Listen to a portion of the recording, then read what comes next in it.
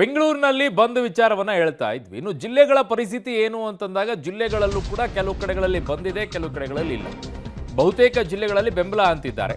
ನಾಳೆ ಬೆಳಗಾವಿಯಲ್ಲಿ ಕನ್ನಡಿಗರ ರಣಕಹಳಿಯನ್ನ ಮೊಳಗಿಸಲಿದ್ದಾರೆ. ಮಂಡ್ಯದಲ್ಲಿ ಉತ್ತಮ ಬೆಂಬಲ ಸಿಕ್ಕಿದೆ, ಕಂಪ್ಲೀಟ್ ಆಗಿ ಬಂದ್ ಆಗ್ತಾ ಇದೆ. ರಾಮನಗರದಲ್ಲೂ ಕೂಡ ಮಿಶ್ರ ಬೆಂಬಲ ಸಿಗ್ತಾ ಇದೆ. ಮಂಡ್ಯದಲ್ಲಿ ಬಂದ್ಗೆ ಸಂಪೂರ್ಣ ಸಪೋರ್ಟ್ ಸಿಗ್ತಾ ಇದೆ. ಬಟ್ ಅದೇನೇ ಇರಬಹುದು, ಎಲ್ಲಿ ಅದು ಬಂದ್ ಎಫೆಕ್ಟ್ ಆಗಬೇಕಾಗಿತ್ತು ಅಲ್ಲಿರುವಂಥ ನಾಯಕರುಗಳೇ ಮಾತನಾಡ್ತಾ ಇಲ್ಲ. ಅಂದರೆ ಬೆಳಗಾವಿಯಲ್ಲಿರುವಂಥ ಲೀಡರ್ಸ್ಗಳು ಯಾರೊಬ್ಬರಾದರೂ ಮಾತಾಡಿದಾರೇನ್ರಿ ಇದರಲ್ಲಿ? ಉಳಿದಿದ್ದ ಜಿಲ್ಲೆಯವರೆಲ್ಲ ಮಾತನಾಡಬೇಕು, ಉಳಿದಿದ್ದ ಜಿಲ್ಲೆಯವರೆಲ್ಲ ಇದ್ರ ಬಗ್ಗೆ ಬಂದ್ ಮಾಡಬೇಕು ಅಂತಾರೆ. ಬೆಳಗಾವಿಯಲ್ಲಿರುವಂಥ ಲೀಡರ್ಸ್ಗಳು ಏನು ಬಾಯಿಗೆ ಏನು ಬೀಗ ಹಾಕ್ಕೊಂಡು ಕೂತಿದ್ದಾರೆ ಅಥವಾ ಪಟ್ಟಿ ಹೊಡ್ಕೊಂಡು ಕೂತ್ಕೊಂಡಿದ್ದಾರೆ? ಏನಾಗಿದೆ ಅವರಿಗೆಲ್ಲ? ನನ್ನ ಸಹೋದ್ಯೋಗಿ ಈಗ ದಕ್ಷಿಣ ಕನ್ನಡ ಪ್ರತಿನಿಧಿ ಸುಕ್ಪಾಲ್ ಪೊಳ್ಳಿ ನನ್ನ ಸಂಪರ್ಕಕ್ಕೆ ಸಿಗ್ತಾ ಇದ್ದಾರೆ. ಸುಕ್ಪಾಲ್, ಈಗ ಬೆಳಗಾವಿಯ ನಾಯಕರುಗಳು ಯಾರು ಮಾತನಾಡ್ತಾ ಇಲ್ಲ. ಆಗಿರೋ ಎಫೆಕ್ಟು ಬೆಳಗಾವಿ ವಿಚಾರದಲ್ಲಿ ನಮ್ಮ ಗಡಿ ಭಾಗ ಬಂದರೆ ದೊಡ್ಡ ಮಟ್ಟದಲ್ಲಿ ನಡೆಯೋದಲ್ಲಿ.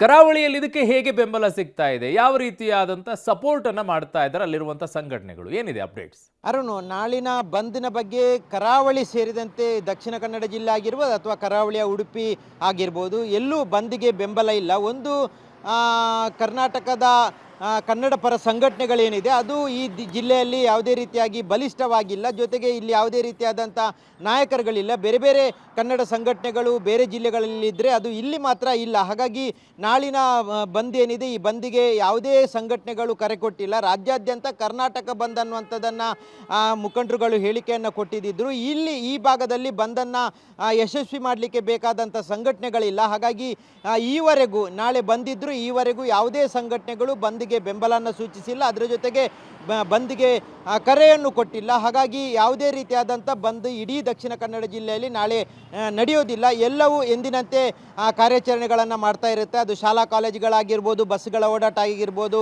ಖಾಸಗಿ ಸರ್ಕಾರಿ ಕಚೇರಿಗಳಿರ್ಬೋದು, ಎಲ್ಲವೂ ಎಂದಿನಂತೆ ತೆರೆದಿರುತ್ತೆ. ಹಾಗಾಗಿ ಈ ಭಾಗದಲ್ಲಿ ನಾಳಿನ ಬಂದ್ಗೆ ಯಾವುದೇ ರೀತಿಯಾದಂಥ ಬೆಂಬಲ ಇಲ್ಲ. ಕನ್ನಡ ಪರ ಹೋರಾಟಗಾರರು ಯಾವ ಸಂದರ್ಭದಲ್ಲೂ ಬಂದ್ಗೆ ಕರೆ ಕೊಟ್ಟಂಥ ಸಂದರ್ಭದಲ್ಲಿ ನೀವು ಗಮನಿಸ್ಬೋದು, ಈ ಭಾಗದಲ್ಲಿ ಅಂದರೆ ಕರಾವಳಿ ಭಾಗದಲ್ಲಿ ಯಾವುದೇ ರೀತಿಯಾದಂಥ ಹೆಚ್ಚಿನ ಬೆಂಬಲಗಳು ಸಿಗ್ತಾ ಇಲ್ಲ. ಈ ನಾಳಿನ ಬಂದ್ಗೆ ಯಾವುದೇ ರೀತಿಯಾದಂಥ ಬೆಂಬಲ ಇಲ್ಲ. ಕಳೆದ ಕೆಲ ಬಂದ್ಗಳಲ್ಲಿ ಮಿಶ್ರ ಪ್ರತಿಕ್ರಿಯೆಗಳು ವ್ಯಕ್ತ ಆಗ್ತಾ ಇದ್ದರು. ಈ ಬಾರಿ ನಾಳೆ ನಡೆಯುವಂಥ ಬಂದ್ಗೆ ಯಾವುದೇ ರೀತಿಯಾದಂಥ ಬೆಂಬಲ ಇಡೀ ಜಿಲ್ಲೆಯಲ್ಲಿ ಸಿಕ್ಕಿಲ್ಲ. ಯಾವುದೇ ರೀತಿಯಾದಂಥ ಬಂದ್ಗೆ ಕರೆಯೂ ಇಲ್ಲ, ಯಾವುದೇ ರೀತಿಯಾದಂಥ ಪ್ರೋತ್ಸಾಹ ಇಲ್ಲ. ಹಾಗಾಗಿ ನಾಳೆ ಯಾವುದೇ ರೀತಿಯಾದಂಥ ಬಂದ್ ಈ ಜಿಲ್ಲೆಯಲ್ಲಿ ನಡೆಯೋದಿಲ್ಲ. ಅರುಣ್, ಓಕೆ ಸುಕ್ಪಾಲ್, ನಿಮ್ಮೆಲ್ಲ ಮಾಹಿತಿಗೆ ಧನ್ಯವಾದಗಳು. ಇನ್ನು ನನ್ನ ಮತ್ತೊಬ್ಬ ಸಹೋದ್ಯೋಗಿ ದಾವಣಗೆರೆ ಪ್ರತಿನಿಧಿ ಪುನೀತ್ ಆಪ್ತಿ ನನ್ನೊಂದಿಗೆ ಸಂಪರ್ಕಕ್ಕೆ ಸಿಗ್ತಾ ಇದ್ದಾರೆ. ಪುನೀತ್, ಈಗ ದಾವಣಗೆರೆಯಲ್ಲಿರುವಂಥ ಜನ ಯಾವ ರೀತಿಯಾಗಿ ಬಂದ್ಗೆ ಬೆಂಬಲವನ್ನು ನೀಡ್ತಾ ಇದ್ದಾರೆ? ಸಂಘಟನೆಗಳು ನಾಳೆ ಏನೆಲ್ಲ ಪ್ಲಾನ್ ಅನ್ನು ಹಾಕ್ಕೊಂಡಿವೆ? ಖಂಡಿತವಾಗ್ಲೂ ಅರುಣೇನು, ದಾವಣಗೆರೆ ಜನತೆ ನಾಡಿನ ಜಲ, ನೆಲ ಮತ್ತು ಭಾಷೆ ವಿಚಾರವಾಗಿ ಹೋರಾಟಕ್ಕೆ ಯಾವಾಗಲೂ ಕೂಡ ಮುಂದೆ ಇರ್ತಾರೆ. ಅದೇ ರೀತಿಯಾಗಿ ನಾಳೆ ನಡೆಯುವಂತಹ ಕರ್ನಾಟಕ ಬಂದ್ಗೆ ಸಂಪೂರ್ಣವಾದಂತಹ ಬೆಂಬಲವನ್ನು ಕೂಡ ಕೊಟ್ಟಿರುವಂಥದ್ದು. ಈಗಾಗಲೇ 10ಕ್ಕೂ ಹೆಚ್ಚು ಸಂಘಟನೆಗಳು ಕೂಡ ಒಂದು ಬೆಂಬಲವನ್ನು ಸಂಪೂರ್ಣ ಬೆಂಬಲವನ್ನು ಕೊಡೋದ್ರ ಮೂಲಕ ನಾಳೆ ಕರ್ನಾಟಕ ಬಂದನ್ನು ಯಶಸ್ವಿ ಮಾಡ್ತೀವಿ ಅನ್ನುವಂಥ ಒಂದು ಆಶ್ವಾಸನೆ ಕೊಟ್ಟಿರುವಂಥದ್ದು.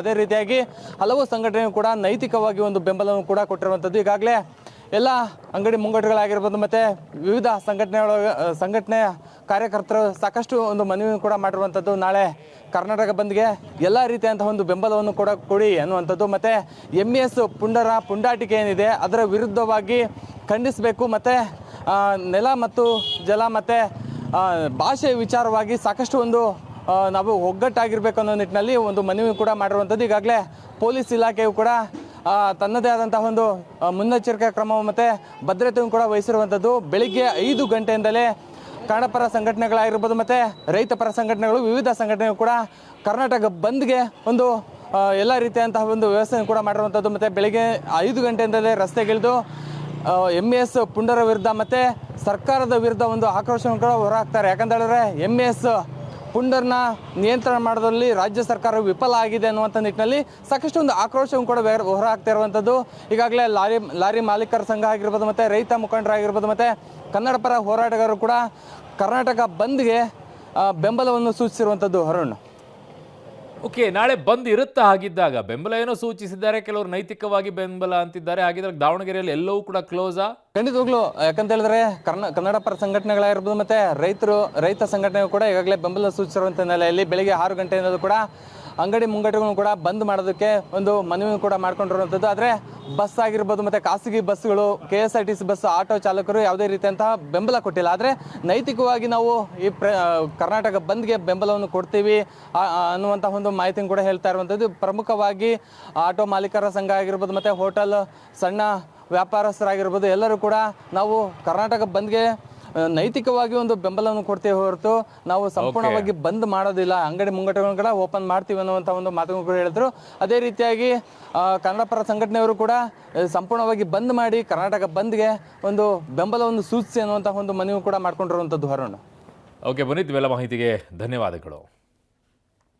ಇನ್ನು ಬೆಳಗಾವಿಯಿಂದ ನನ್ನ ಸಹೋದ್ಯೋಗಿ ಬೆಳಗಾವಿ ಪ್ರತಿನಿಧಿಯಾಗಿರುವಂಥ ದಿಲೀಪ್ ಕುರಂದವಾಡೆ ನನ್ನ ಸಂಪರ್ಕಕ್ಕೆ ಸಿಗ್ತಾ ಇದ್ದಾರೆ. ದಿಲೀಪ್, ಇಡೀ ರಾಜ್ಯದಲ್ಲಿರೋರೆಲ್ಲ ಬಂದು ನಾವು ನೆಲ ಜಲ ಭಾಷೆ ವಿಚಾರದಲ್ಲೆಲ್ಲ ಹೋರಾಟ ಮಾಡ್ತೀವಿ, ಬಂದ್ ಮಾಡ್ತೀವಿ ಅಂತಾರೆ.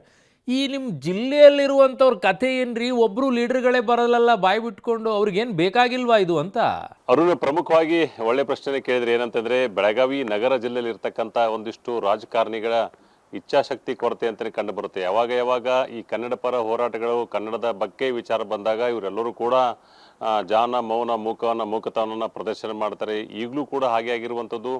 ಬೆಳಗಾವಿ ಮಹಾನಗರ ಜಿಲ್ಲೆಯಲ್ಲಿಯೂ ಕೂಡ ಏನಂತಾರೆ, ಬಹಳಷ್ಟು MESನ ಕುತಂತ್ರ ನಡೀತಾ ಇದೆ. 2-3 ಘಟನೆ ಹೇಳ್ಬೋದು. ಸೆಕ್ರೆಟರಿ ಮೇಲೆ ಹಲ್ಲೆ ಇರ್ಬೋದು, ಕಂಡಕ್ಟರ್ ಮೇಲೆ ಹಲ್ಲೆ ಇರ್ಬೋದು, ಮೊನ್ನೆ PDO ಮೇಲೆ ಅಂತಾರೆ ಮರಾಠಲ್ಲೇ ಮಾತಾಡಬೇಕು ಅಂತ ಜೋರು ಮಾಡಿದಿರ್ಬೋದು. ಎಲ್ಲ ವಿಚಾರ ಇಟ್ಕೊಂಡಾಗ ಬೆಳಗಾವಿ ರಾಜಕಾರಣಿಗಳು ಎಲ್ಲೋ ಒಂದು ಕಡೆ ಮೀನಮೇಷ ಅಂತ ಇರೋದು ತಮಗೂ ಗೊತ್ತಿರುವಂಥದ್ದು. ಈ ವಿಚಾರದಲ್ಲಿ ಇಚ್ಛಾಶಕ್ತಿಯನ್ನು ತೋರಿಸ್ಬೇಕು, ಮತ್ತು ಕನ್ನಡ ಪರ ಏನು ಕರೆಕ್ಟ್ ಹೋರಾಟಗಳಿದೆ ಅವೆಲ್ಲವೂ ಕೂಡ ಬೆಂಬಲ ನೀಡಬೇಕು ಅಂತ ಇಲ್ಲಿ ಜನ ಆಗ್ರಹ ಆಗಿದೆ.